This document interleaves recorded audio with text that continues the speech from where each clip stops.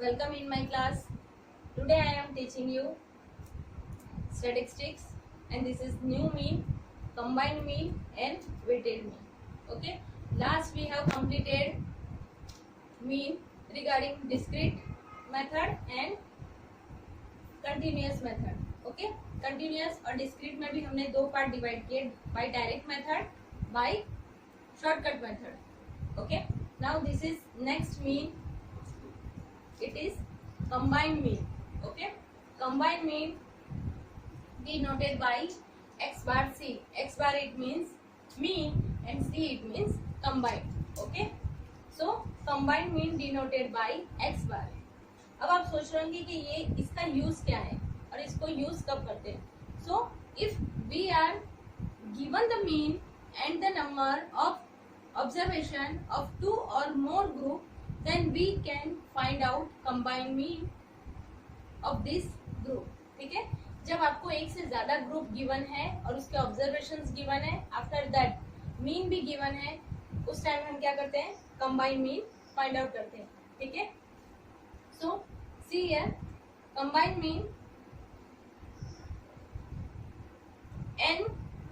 n1 n2 n3 nk observation. It means n it means observation, number of observation. जितने भी आपको groups के observation given है that is n1 n2. Suppose two groups given है then n2. Okay, n plus n2. अगर three groups given है so n1 n2 and n3. Okay, and x1 x2 is there mean. जो भी observation given है उसके mean को हम क्या बोलते हैं, x1 x2. Suppose one mean given है then x1, two mean given है so x2. Okay, now see here one example regarding this method and this is the mean of 30 observation.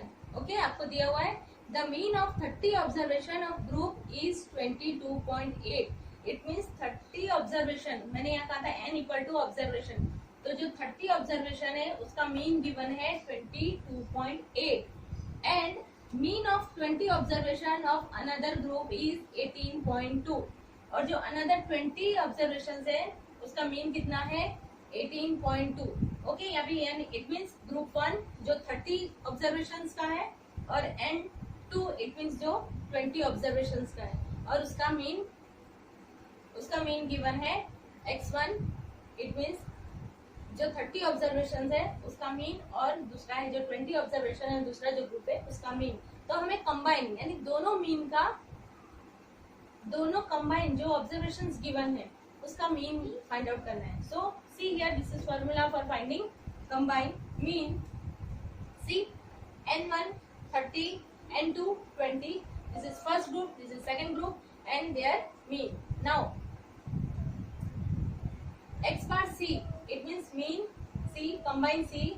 n1 यहाँ पे देखो दो ग्रुप गिवन है इसलिए हम सिर्फ 2 ही लिखेंगे. ठीक है, n1 x bar 2 plus n2 x bar 2. x bar 2 हमने क्यों लिखा हुआ है, x bar 1 क्यों लिखा हुआ है. ओके, क्योंकि यहाँ पे मीन गिवन है. Okay, here x1 so divided by n1 plus n2 it means first group and second group. So see here n1 equal to 30 and their n1 equal to 30 and their mean is 22.8. then n2 equal to 20 and their mean 18.2 divided by first group 30 and second group 20. अब उसको divide करते हैं तो answer आएगा 20.96. This is called combined mean. एकदम easy है. जितने भी ऑब्जर्वेशंस गिवन है लाइक 1 2 3 ऑब्जर्वेशन है तो n1 n2 n3 अब दे दो तो यहाँ पे और एक ऐड हम कर देंगे n3 प्लस x3. ओके, सो आपको समझ में आ गया होगा. नेक्स्ट मेथड हम कंप्लीट करते हैं. This is weighted mean.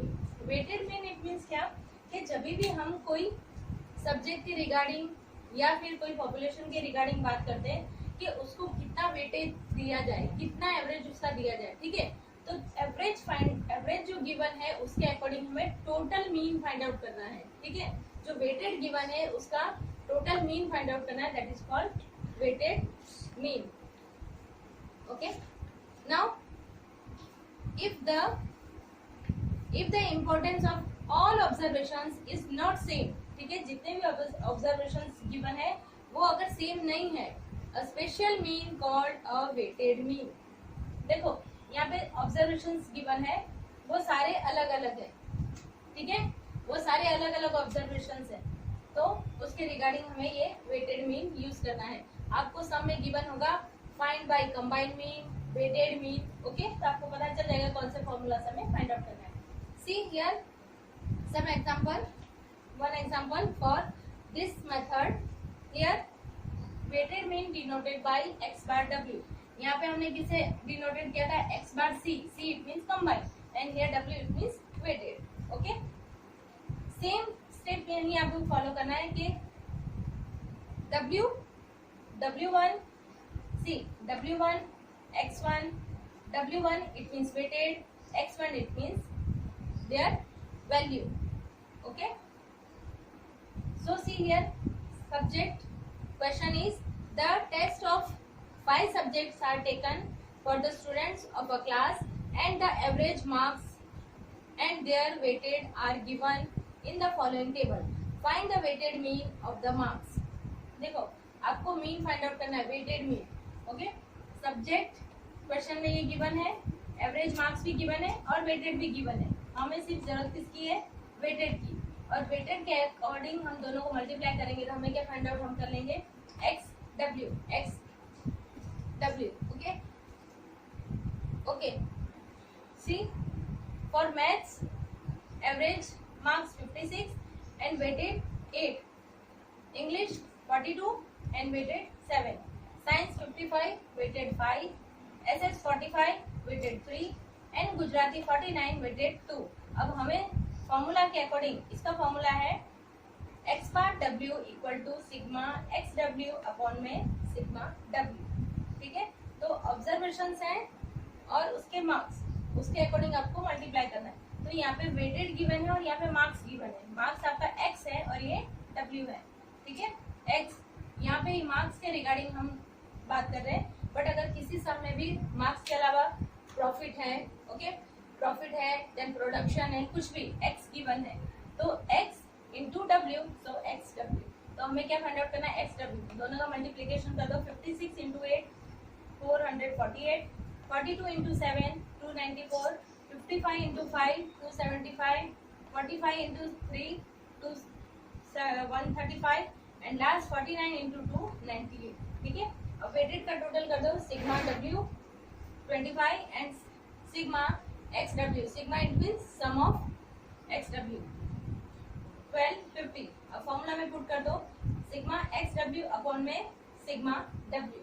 देखो सिग्मा एक्स डब्ल्यू कैसे सिग्मा एक्स डब्ल्यू होता है, first weighted into value, second weighted into value, then till n upon जितने भी वेटेड गिवन है उसको प्लस करना है. सो सिग्मा एक्स डब्ल्यू, ये आपका वेटेड है और ये x है.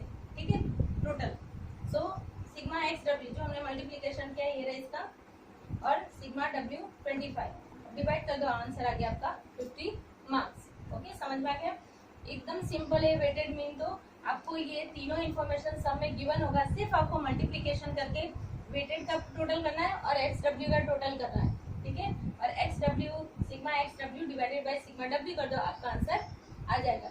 एकदम इजी मेथड है ना. आई थिंक आपको समझ में आ गया होगा दोनों मेथड, कंबाइंड मीन और वेटेड मीन. ठीक है, वो भी इजी है और ये भी इजी है. उसमें ऑब्जर्वेशन है और ऑब्जर्वेशन के रिगार्डिंग उसका मीन गिवन है, बट यहाँ पे वेटेड गिवन है और उसकी वैल्यूज गिवन है. Okay okay friends, next lecture में हम नेक्स्ट टॉपिक स्टार्ट करेंगे. Bye and have a nice day.